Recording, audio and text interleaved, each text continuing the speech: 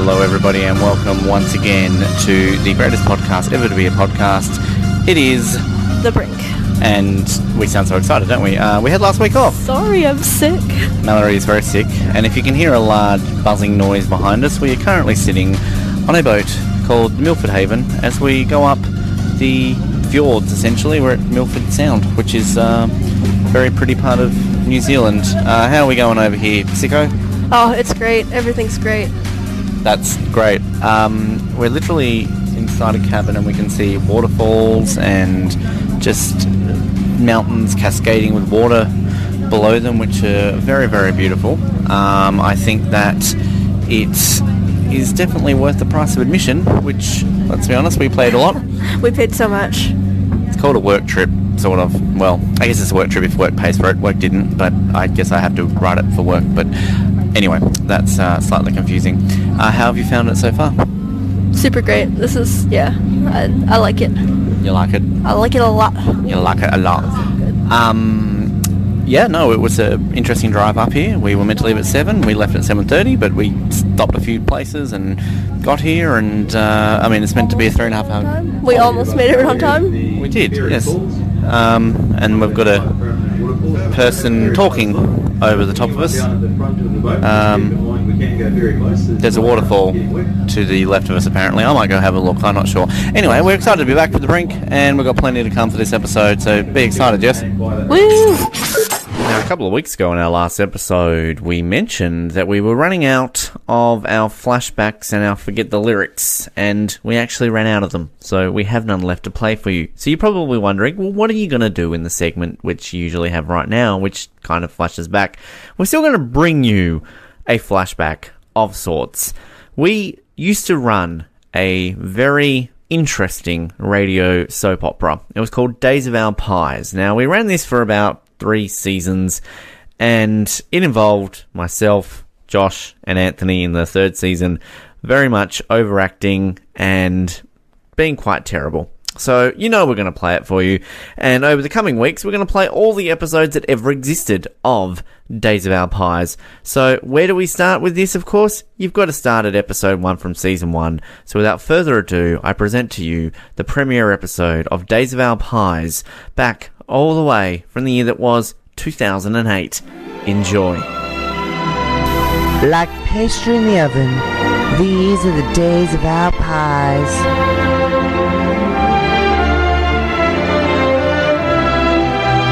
I'm Lisa Jones, and these are the days of our pies. It was a quiet winter's day in Ramsey Bay. The birds were singing, the children were playing, and the people were slowly getting into their daily rituals. Just before 12 p.m, a car pulls up outside the general store, which is owned by local resident of 15 years George Pyman and his wife of 12 years, Jennifer Pyman. Jennifer. Why must the world be such a dangerous place? Why must the bombs go off killing innocent people? Why must our leaders go to war with one another? And why, oh why, must our children grow up in a world full of such anger and hate? George, look! A guy's pulled up beside our shop with what looks like an out-of-towner. And they're coming inside, George. Let's make sure we show them why Ramsey Bay has the best customer service this side of the country. Just then, an attractive blonde lady walks in. Well, hello there. My name is Lisa Muffin, and I have just arrived from the United States of America to your wonderful small town. Welcome to Ramsey Bay, Lisa. I'm Jennifer, and this is my gorgeous husband, George. Pleasure to meet you both. I was wondering if I could trouble both you kind folk for a glass of water. It has been a long drive, and I'm parched and could really use a nice glass of water. Don't worry, I'll get that for you. Why, thank you, handsome man. My, this is certainly some dandy tasting water. I think you'll find our water is the cleanest in the world. The door opens again. It is the town's resident police officer, a man who has had a crush on Jennifer for 10 years since he let her go for another woman, Frank Cakeman. Good day, fellow citizens. No crimes have been committed today, I see. No, Sir Frank. Unless you call having a beautiful new lady arriving our town a crime. Is that who that new nice sports car belongs to outside? Where would one see this beautiful lady? Why, right here, officer. My lord, you are beautiful. How about you and I go grab some lunch? That sounds like a mighty fine idea. All of a sudden, several gunshots are heard.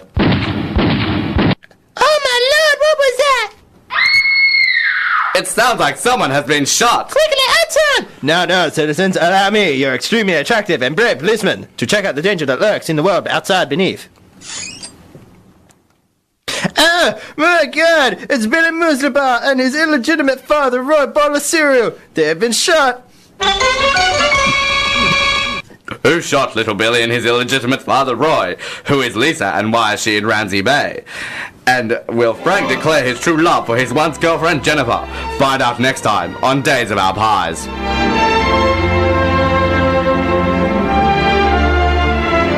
I don't usually come back after this segment. I usually just let it flow into the next segment, but I just thought I would say that was very interesting, as I'm sure you can hear from what you just heard. So, we're going to keep playing that each week, and you're no doubt going to continue to be quite intrigued about why on earth you're listening to what you're listening to. Alrighty, it's that part of the show where we answer some questions, because they're exciting to do that. And because we had the week off, it's been a week away from these. We're really forging our way through these. We're into the final 100, if I'm not mistaken. Of course, our emergency questions from Mr. Richard Herring. And are you sad that we're in the final 100? Not even a little. Really? I'm so excited for it to be done. Wow, geez. Not the first time a girl's ever said that to me. But anyway, I've used that joke twice in the space of 30 seconds. One off air, one on air. Hilarious. Do you want to burp again on air? No. Professional. We were on a boat earlier, and now we're just sitting here burping and... Boat. Yeah. 400... No, we've asked it. 401. Do you believe in life after love? Because if not, there is something badly wrong with you, and you should see a brain doctor. That's a Cher line. Do you believe in life after love? Yes. Wow, that hurts my feelings. No. Yes, no. The correct answer is yes, I guess. Question 402. Have you ever met a shepherd? I don't think so. I think I had a Mr. Shepherd in high school, perhaps, maybe. I mean, I've been to a farm and done a story. I don't know if you call him a shepherd or what's a cow version of that? A mooped? A cowped. Cowboy? A cowboy. Okay, yes. No. 403. A rancher is a person who does cows. Does cows? Yep. Like, do they use protection? I hope so. Otherwise you get little baby human cowlets? Yes. What would that look like? Do you think the human part would be the top bit or the bottom bit? Like, would it be a human head on a cow body, or would it be a cow head on a human body? I don't think that would be how reproducing with another species would work. Why not? Because I don't think that's how it would work. So you can just, like, do a cow and just... And it would, like, morph. Like, everything would, like, morph. That would be a freaky cow.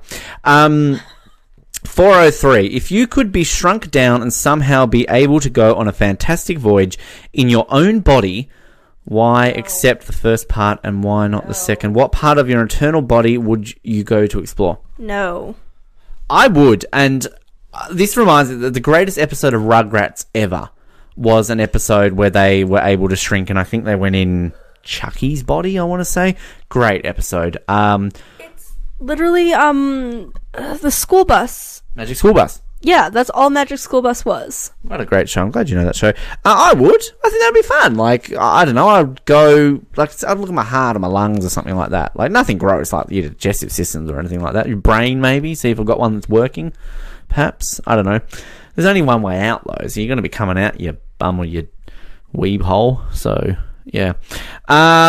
She's giving me a weird look. Alright. 404. How late are you prepared to stay up to get lucky? Now, I can answer this one. Not very. Not like 2 a.m.? No. 3 a.m.? No. I think you're lying to me. All night. Sure. Yeah. I'm up. That's a Daft Punk thrill. I'm up all night to get lucky. I'm up all night to get... I think that's funny.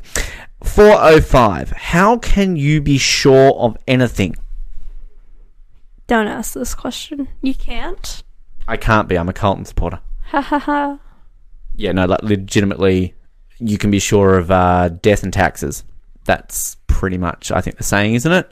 Death, taxes, and Carlton sucking. Yep. Right? Yep. Yep, move on. And the Canucks sucking.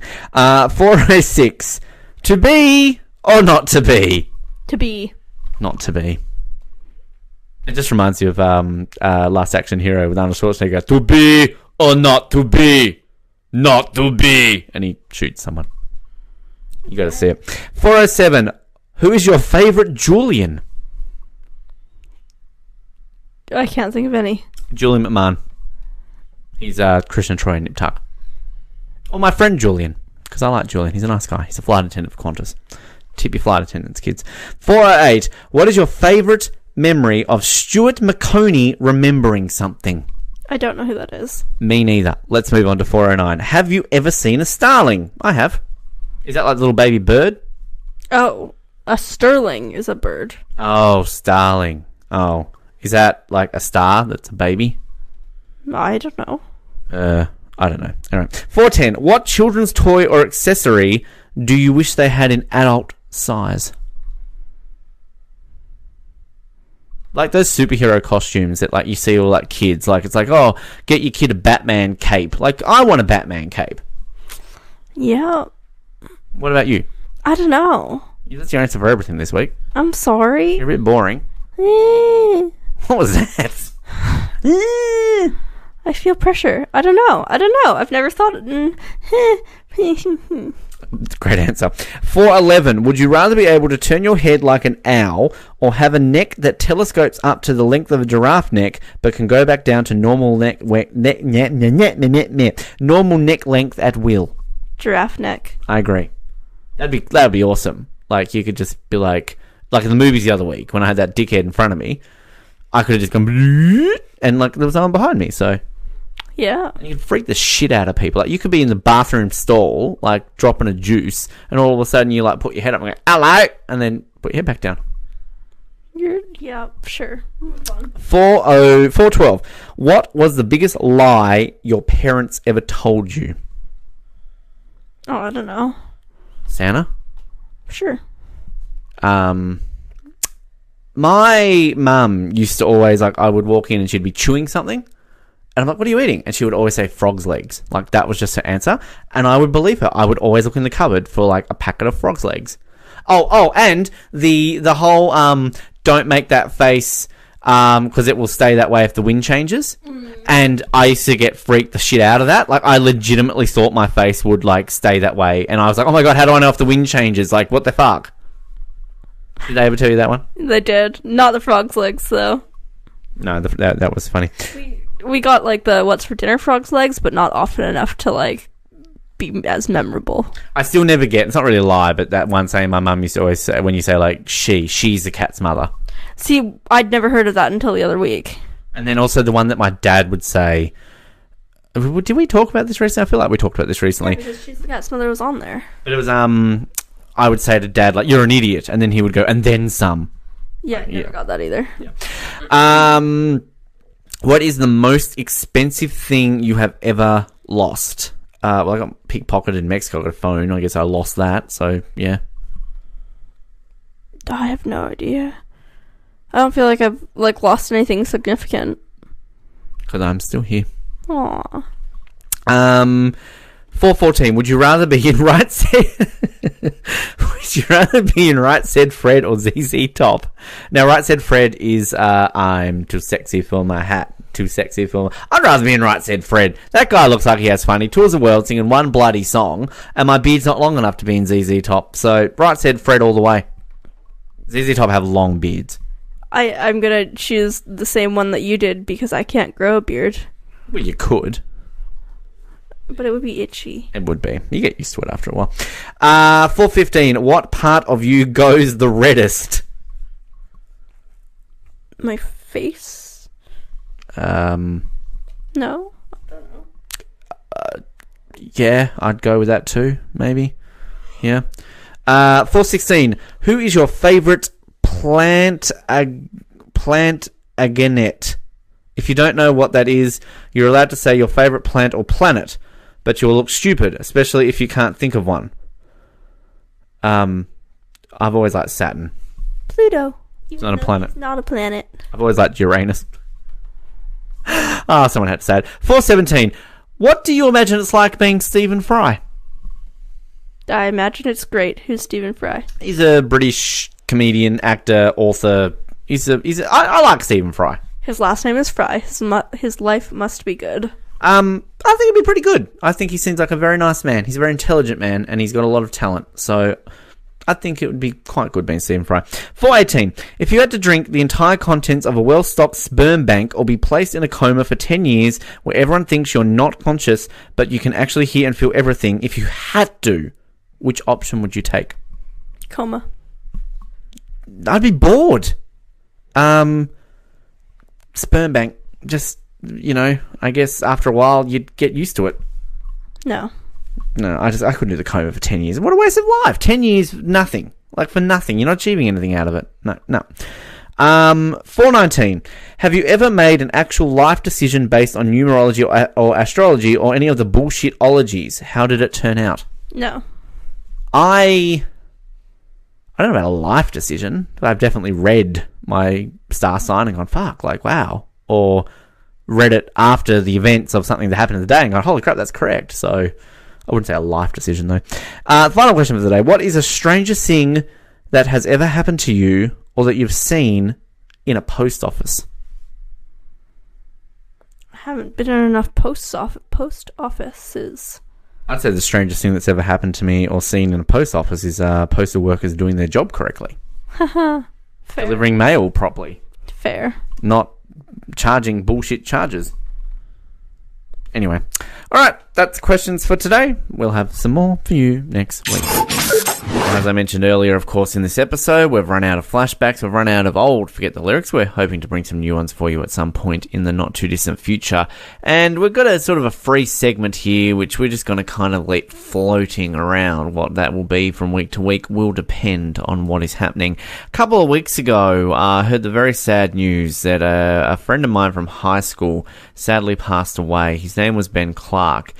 And we actually had a bit of history with Ben Clark sort of through this show in one aspect or another. Many people who know the history of the Brink know that we were born from Elizabeth College Schoolies Hour way back in 2004 on Edge Radio. That, of course, developed into what was called Jab Schoolies Hour, and then that merged into the Brink.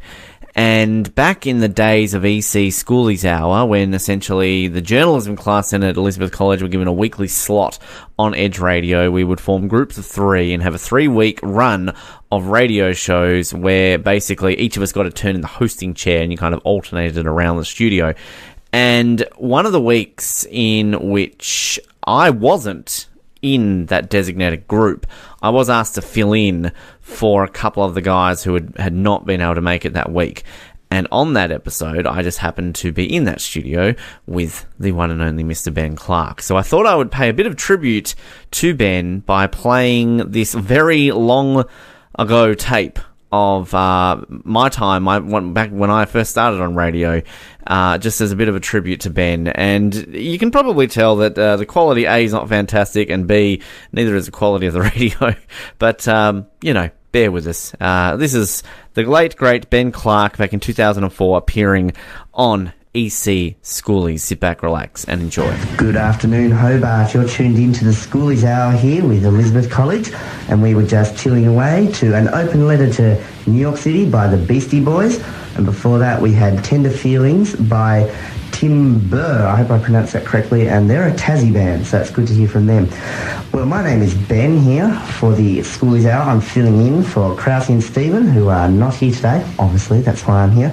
And joining me today is another Ben, the more attractive Ben, I must have to admit. Ben, how are you today? Good, thanks, Ben. And speaking of attractive, we have the ever beautiful and radiant Lucy joining us today. She's our special guest. How are you today, Lucy? I'm good, thanks, Ben, now that I've seen Ricky Ponting in today's paper. Yes, Ricky Ponting. Well, we can discuss your love affair with the captain of Australian cricket later on today. Sure can. Yes, we can. But first, we're going to go to another song.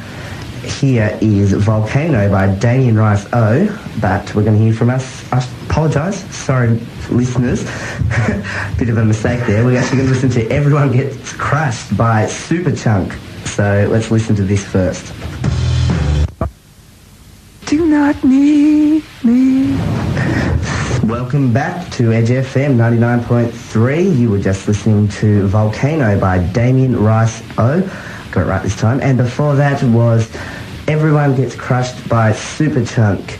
This is the EC Schoolies Hour here on this Friday afternoon, just past 4:15. And if you would like to get in contact with us, we have a text number, and that number is 0427 EDGE FM. And for the rest of us, it's 0427 334 336. And we'd love to hear from you. So just anything on your mind, give us a SMS. Well, send us an SMS. We're going to chat now to Lucy, who was in the Elizabeth College production, which finished off last weekend. The production was called Back to the 80s, and as the title suggests, it was about a school in the 80s. We'll talk to Lucy a bit more about that in a second. Ran from Tuesday to Saturday last week, and it was enjoyed by all. And Lucy, congratulations, I saw it. It was a blooming good play. So tell us a bit about your role in the play. My role? Well, I was in the chorus. I was about 50 members in the chorus. We were just in the main songs. It was a musical. There was about 26 different songs, hits from the 80s. Yes, lots of them there were. Now, obviously being 50 of you in the chorus, obviously a bit hard to notice you, but I personally noticed you, Lucy, so don't worry with your big hairstyles. Thanks, Ben. It was great. There's lots of ugly hairstyles. And I wouldn't say they were ugly. Don't of the 80s. The clothes back then, well, what can you say about them? They were nice. Yeah, they would have suited you, Ben. Yeah, well, I still wear lots of clothes in the 80s because, you know, I'm a child of the 80s. What else can I say? Now, there was, over 70 people in this performance. Yes, that's right. Everybody who wanted to be in it could be in it, which was great. So even Joe Blow walking down the street, if he wanted to be in it? Or? Oh, you have to go to the school, obviously, and choose the subject, but nobody's knocked back. And what, so that was great. What subject was it in? Musical theatre. It runs for half the year. Okay. And with that, obviously, is the production all you work on throughout the 6 months that you're in? Yep, that's right. We worked on it from from the beginning of school, which was about February 12 up until last week. And so now it's over for the year? Yep, we get the line off, which is great. Okay. Out of all the performances, obviously different audiences each night, was there a particular night that stood out in your mind from working on the performance? Not really. All of the audiences were really receptive, and they were just all really great. They all clapped and cheered, which was great because we fed off them, and yeah. Obviously lots of friends being made from this? Absolutely, definitely. Everyone was just so comfortable with each other by the end. Everyone was just friends, and it was just great fun. Yeah, okay. Well, Lucy, we're going to go to a song in a sec, so we're going to talk to you a bit more afterwards. Okay. But before we do, I just want to quickly update you on something, mentioning before how your love affair for Ricky Ponting. Yes. Just got some news in about the current score on the cricket. After 70 overs, 2 for 290, and unfortunately your husband, boyfriend, is out. You're kidding. And I don't know what he got. I'll have to have words with him. Yes. I'll call him tonight. Good. Okay. Now we're going to throw to another song here. Here is Treat Me Like That, something you probably say to Ricky Ponting every now and then, by, I can't pronounce it properly, Proprietary Limited. So let's listen to this. Welcome back to Edge FM here with Elizabeth College, the Schoolies Hour. That was the Buff Medways by Pink 14. Before that we had Treat Me Like That by Proprietary Limited. I've got it out there. Now, before we go back to Lucy, a quick reminder of the text number 0427 334 336 if you'd like to get in contact with us. We'd like to hear from you.